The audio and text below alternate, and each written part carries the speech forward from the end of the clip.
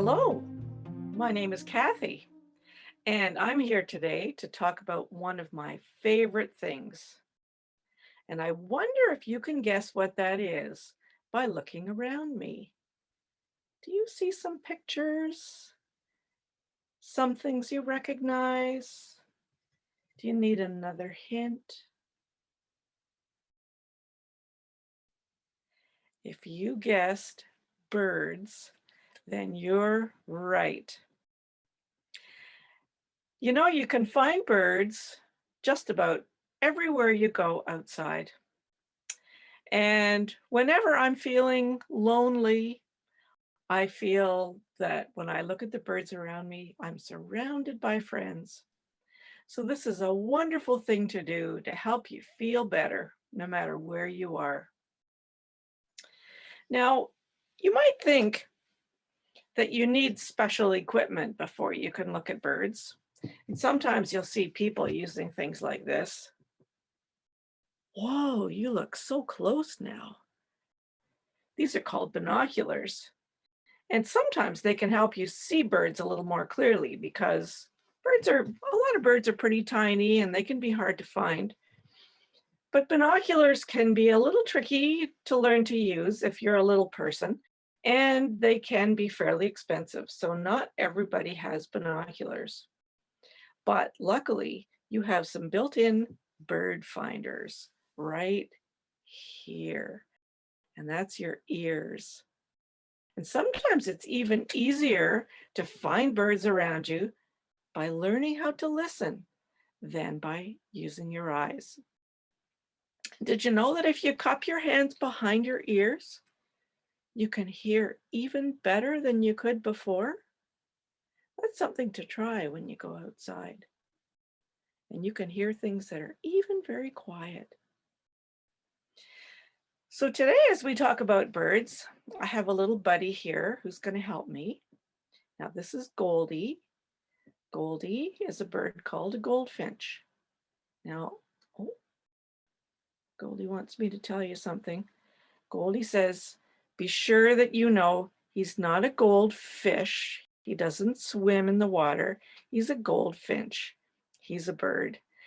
And he's going to try and remind me to tell you really important things so you can have a lot of fun when you're watching birds.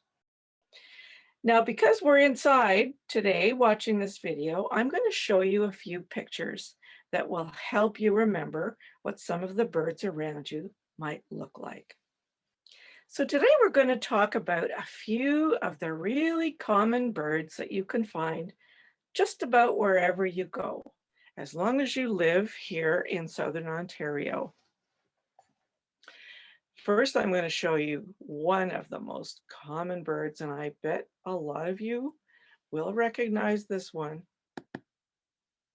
Do you know this bird? Just say its name out loud if you know who this is. Let's see.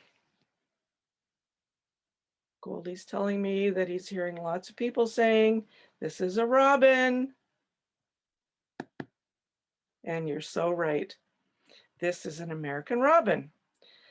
There are different kinds of robins that live in other countries, but the American robin is the one that lives here in North America. And I'm sure you've seen robins bopping around in the lawns where you live or in your schoolyard. And did you know that the girl robins look a little bit different than the boy robins? Well, the girl robins have light orange color on their chest, or we call that the bird's breast, and a light colored feathers on her back.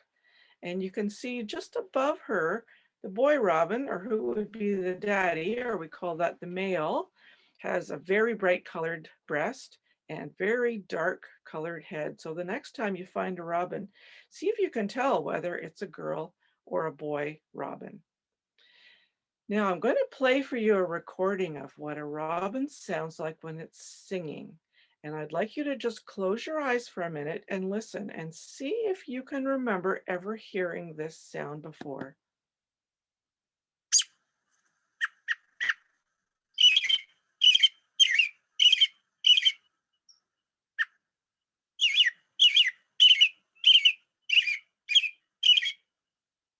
You can always tell a robin's song because it sounds like a robin is saying, cheerio, cheerio, cheerio, cheerio. So listen for that the next time you go outside and see if you can hear a robin singing. Now, this is another of our very, very common local birds. Can anyone tell me the name of this bird? It has its color in its name. Well, if you said a blue jay, you are right. And when a blue jay sings, it sounds like he's saying his name, Jay, Jay.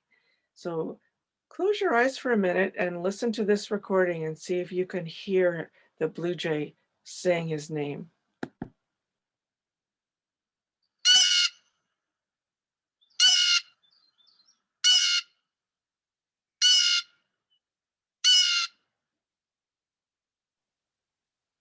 And a blue jay loves to talk, so you'll hear them calling and singing at all times during the day, and they have many different ways of talking. So listen closely next time you're outside and see if you can hear a blue jay. Now, this is another bird that you can find just about everywhere you go, and this is called an American crow. And do you know what a crow says? If you said caw, caw, you are right. Listen to this and see if you can hear the crow saying caw.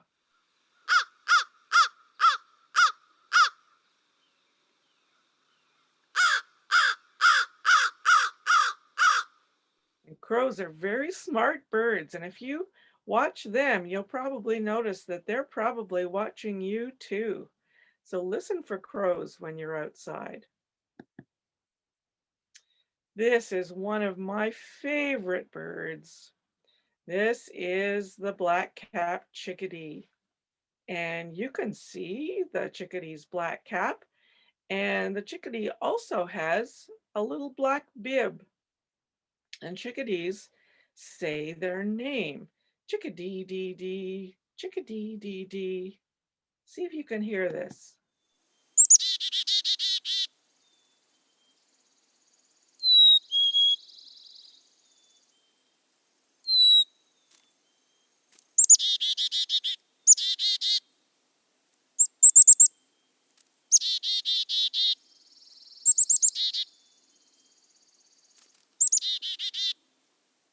Sometimes you can also hear the chickadees saying, honey, honey. Sounds like a mom calling the kids in for dinner. Can you hear that?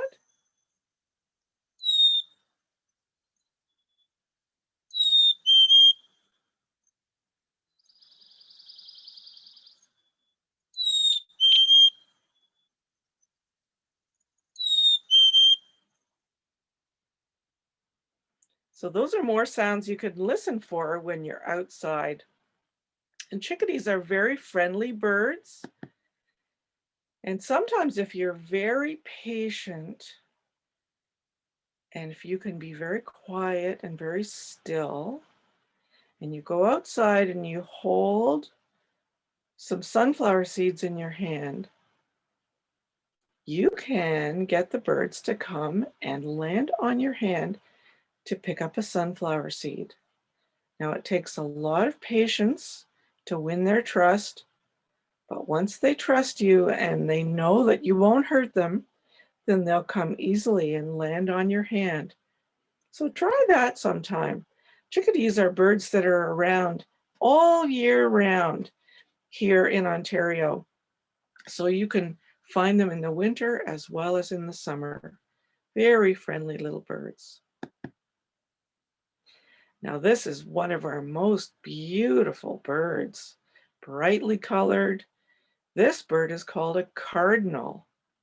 And you see he's got a peak at the top of his head. We call that a crest. And when you listen to the cardinal sing, it sounds like he's saying, birdie, birdie, birdie. And sometimes it sounds like he's saying, cheer, cheer. Listen to this and see if you can hear that.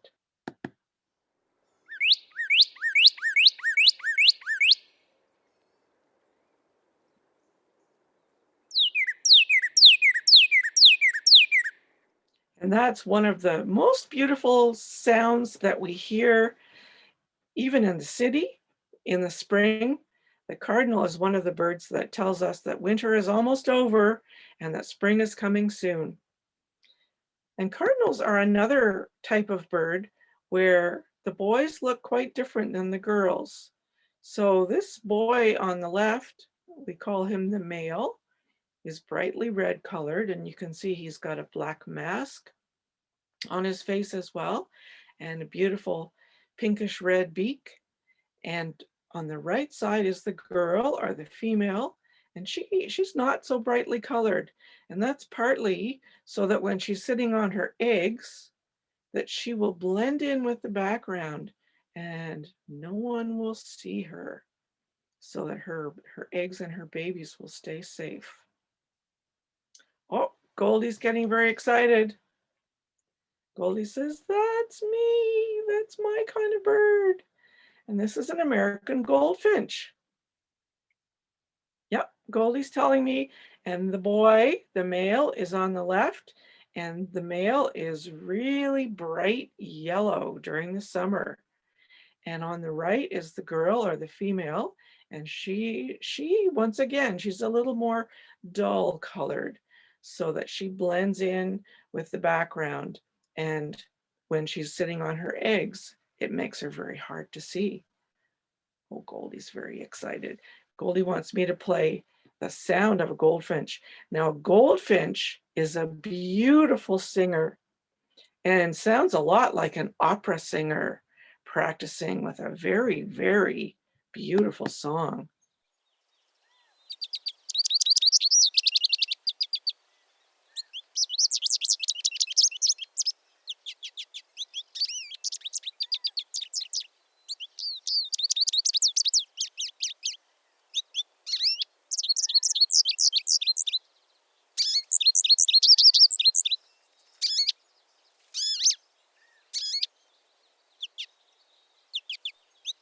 Oh, Goldie wants to fly away and join all of his friends.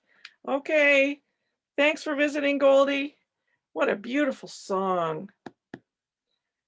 Now, some of the birds that you might not see quite as often if you live in town, but in the spring, you'll see these birds very many places, and especially around wetlands. So areas where there's standing water, and you'll see cattails and reeds and rushes, and these red-winged blackbirds love to live there.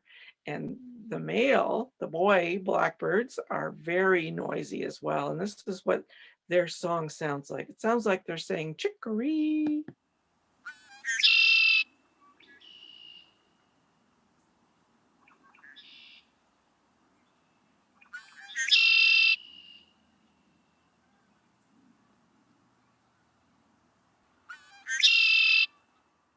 Chicory.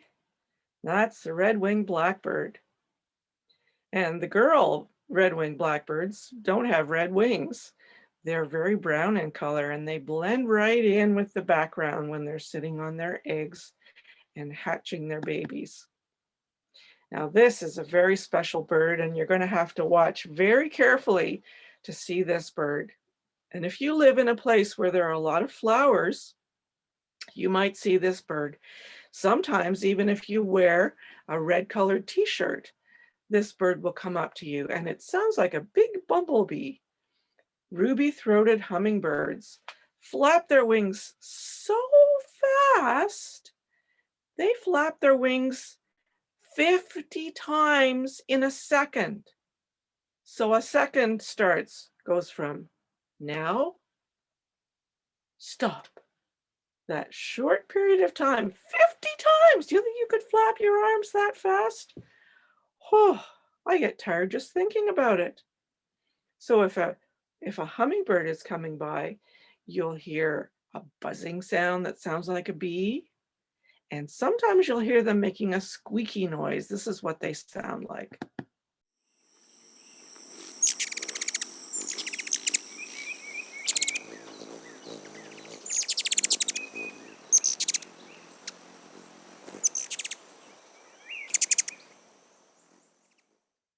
and they flit from flower to flower. Oh, there he's coming back again. You're squeaking.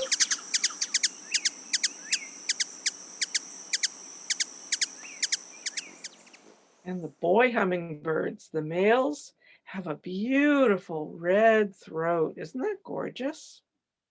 So it's very special to see a hummingbird. And look at what they look like when they're sitting on their nest. This is the girl ruby-throated hummingbird. She doesn't have a red throat, and she makes a beautiful tiny little nest that sits on a branch, and she uses spider webs to hold it together, and she sticks little bits of lichens that grow on trees, so it just looks like part of the tree.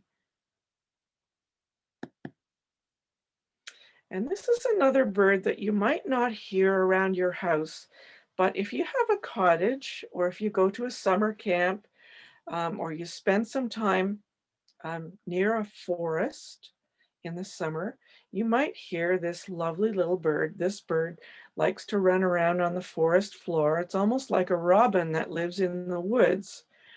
And its call sounds like it's saying, teacher, teacher, teacher, teacher, teacher, teacher, teacher, just like a student calling their teacher. This is what it sounds like.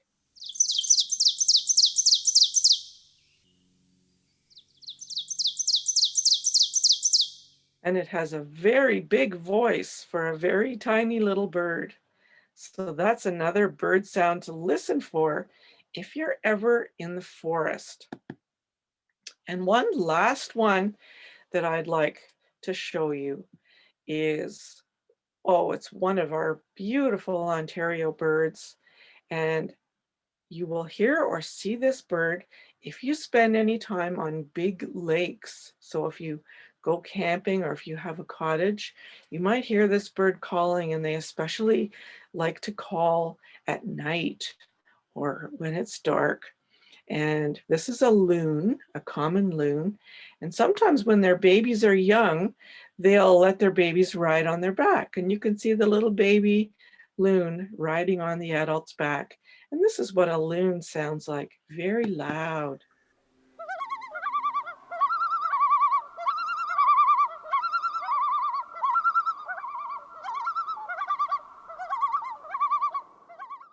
And that's two loons calling to each other. It's a beautiful sound that if you live in Ontario and you've been near a lake in the summer, you probably hear that as well. So there's just a few bird sounds for you to start listening for. And I'd like you to think a little bit about what are some of the ways that birds can help us? Birds are great to have around. And did you know that birds eat many insects, especially when they're feeding their babies? And they help to keep insect populations low enough that there's very little damage that happens to some of our plants as long as we have plenty of birds around. So if we grow food in our garden, the birds can help the plants to grow by making sure that there aren't too many bugs to eat the plants. And farmers also really rely on birds to help them keep pests under control. So that's one of the ways that birds can help us. And birds really help us by their beauty, how beautiful they look and how beautifully they sing. They can just make us feel better. If you're feeling sad or you're feeling lonely, the birds can always help you to feel better. And many people like to go bird watching as a hobby, something that's fascinating to see how many different kinds of birds they can find. And many people also like to take pictures of birds. This was a picture taken by my son, who loves to take photographs. And he goes hunting for birds and takes beautiful pictures. And isn't this gorgeous? This is a bird called a scarlet tanager. And this bird is perched on a bough of apple blossoms. Just a gorgeous picture. So they're great things to have in our lives. But it's also really important to think about how can we help birds, because many birds have lost their homes over the last 50 years. Many birds are having trouble finding places to live because so many people are taking up the space where they used to live. So I wonder if you could think of some ways that people can help the birds. And maybe your teacher can pause this video for a few minutes. And I'd like you and your class to come up with as many ways that you can think of that people can help birds. So just take a moment and see how many things you can think of.